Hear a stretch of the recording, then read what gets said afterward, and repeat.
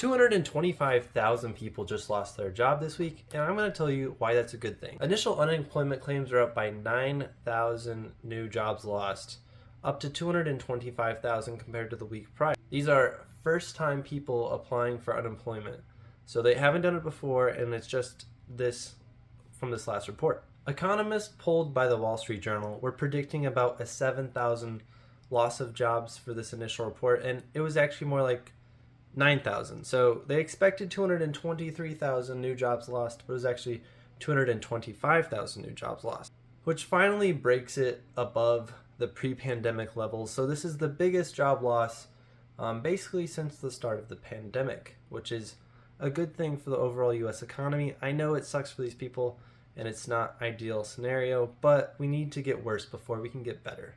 See, originally before the pandemic, there was 218,000 people for the initial first time claiming unemployment. And this is the first time that we're actually getting above those levels, which brings a total jobs of 1.7 million filing for unemployment, which is and this is the highest level since the pandemic, meaning people are getting laid off. They can't find jobs. It's getting harder to find work. People are uninterested about hiring new people because they're getting less money in. Well, this is actually good news, believe it or not. See, the Fed is using these numbers to control interest rates, and right now interest rates are super high because inflation is super high. So we want to see inflation to start cooling down, and the Fed basically said they want to see three different things. They want to see good prices fall, they want to see housing prices fall, and they want to see labor prices, or the labor market fall basically, because they want to stop a wage price spiral, which would be extremely bad for everyone in the US economy. So this increase of people filing for the initial unemployment is a good thing because the Fed is seeing that their raising rates is working out. People are less likely to hire people, which means the unemployment rate is going up.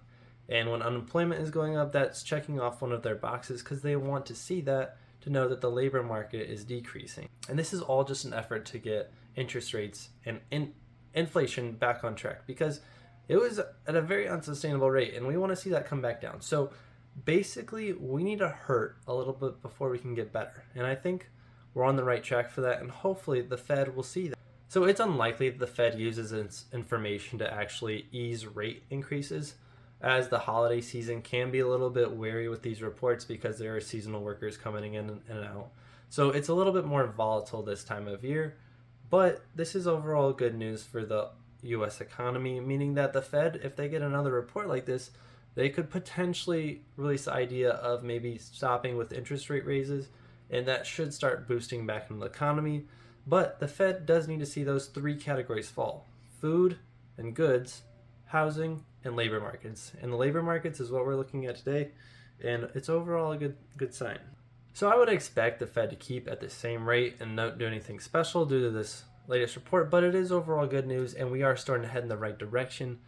I know the right direction kind of feels like the wrong direction, but we need it to get worse. That way we can all get better together. The sooner that we can get out of a high inflation stage, the better we are overall as an economy.